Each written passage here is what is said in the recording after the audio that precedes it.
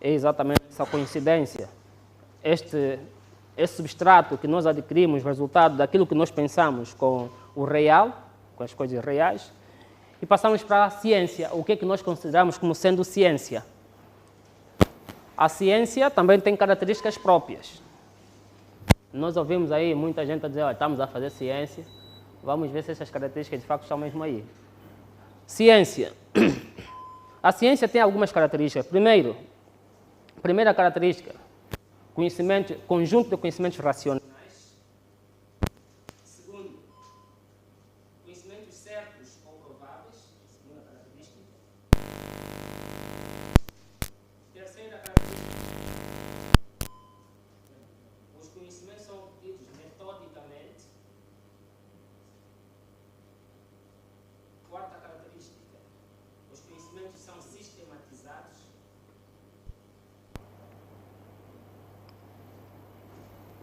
Quinta característica, são verificáveis.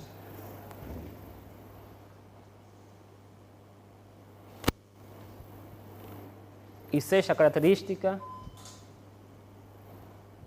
fazem referência a objetos.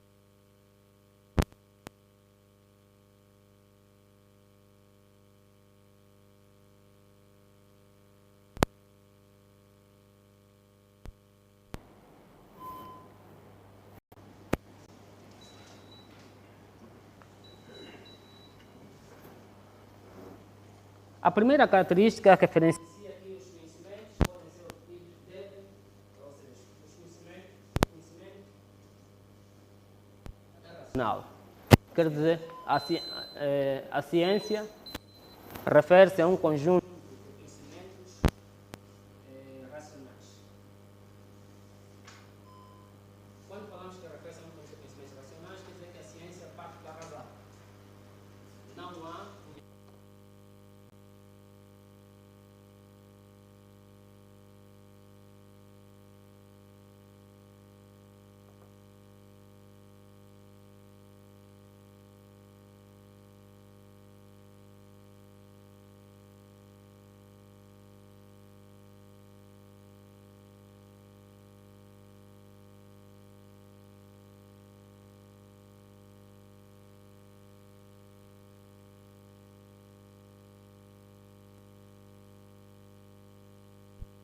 Segundo, os conhecimentos são certos ou prováveis.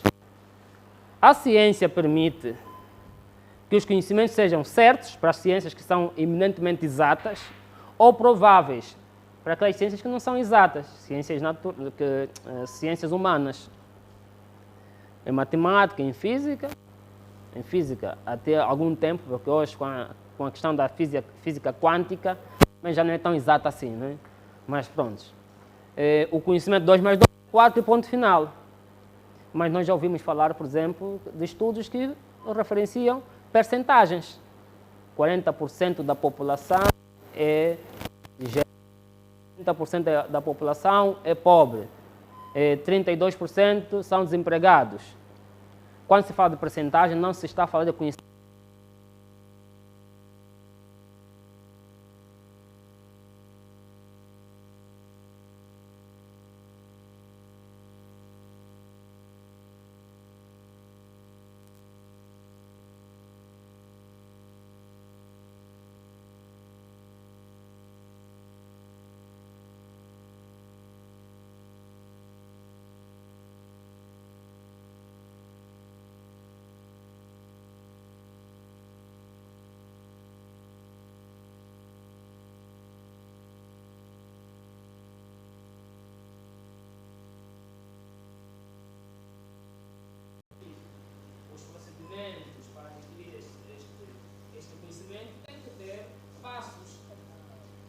Formas que qualquer um de nós consiga de facto verificar se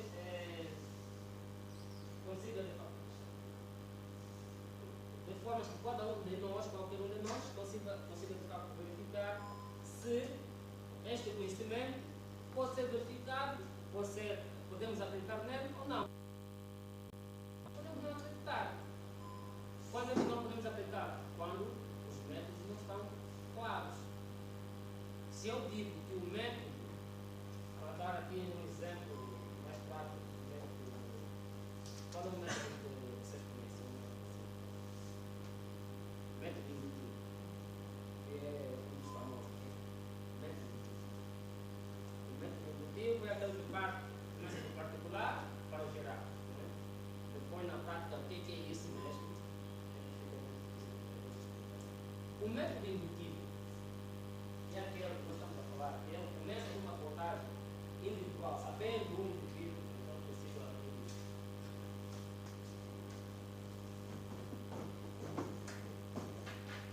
sempre tem um carregador. Depois, o método indutivo, que é aquele que começa do particular para o geral, é um método. Se eu digo que o método é indutivo, em princípio deve-se partir da reflexão de que eu comecei a fazer o trabalho, fiz a experiência com o Antônio, que é um indivíduo, com o Pedro, que é outro indivíduo, com o Guzmão, com a Ana, com não sei o quê, e em função dessa experiência vou chegar à conclusão que, de facto, esse assunto tem estes problemas, porque parte do particular da opinião individual para chegar a uma conclusão que é genérica. Vamos mais a fundo quando vamos neste mundo. Se eu não coloco isso na minha monografia, significa que a pessoa que estiver a ler pode pensar que esse trabalho foi feito de geral para o particular ou do particular para o geral. Então isso cria uma confusão. Ninguém sabe quando o trabalho está correto ou se o erro foi propositado. Daí, os trabalhos científicos têm que ter métodos, têm que delinear os métodos. O método que quiser para chegar a essa conclusão, que é o método estatístico, já sabemos o que é o método estatístico, o método comparativo, o método indutivo, o método histórico, vai delinear aí, quando estiver lendo o trabalho, já seria ok. Então os procedimentos foram estes. A outra característica é que os conhecimentos têm de ser sistematizados. Não existe uma ciência que trata de tudo. Trata da biologia humana, trata da psique humana, trata isso não existe. Trata dos burros, não existe uma ciência assim. As ciências tratam de uma área específica, daí a sistematização. O conhecimento científico é sistematizado. Se é biologia, se é química. Se é sociologia. Mas nunca é todas as ciências. Existiu aí no final da Idade Média uma tentativa de criação de uma ciência que devia estudar os 3 principais objetos da reflexão científica. Quais são já agora mesmo? Quais são os objetos da reflexão científica? Só existem 3 objetos que a ciência pode estudar. Ainda não? Observação, vamos. Só existem 3 objetos. Não há outra coisa, mas a ciência só pode estudar 3 coisas. Como? Não, já disse que aquela perspectiva ainda não. Então, já é uma pista.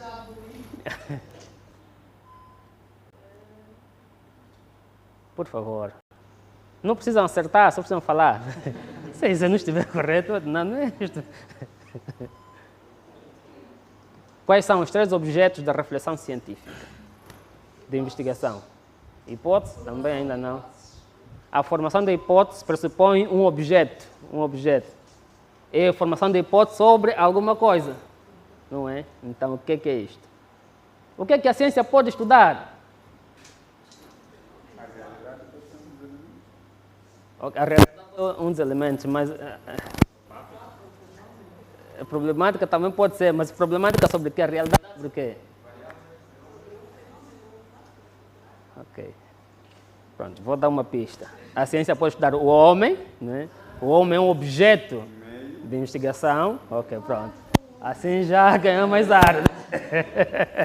Ok. Ok. Pois, então o homem, né, nas suas diversas perspectivas, né, a biologia tem uma perspectiva, a sociologia uma outra, a medicina, mas o homem é objeto de investigação científica. O outro, o meio um pouco mais. A natureza, ok, um pouco mais. O cosmos, exatamente o cosmos, que é o meio, a natureza, o universo, né? não só a nossa realidade.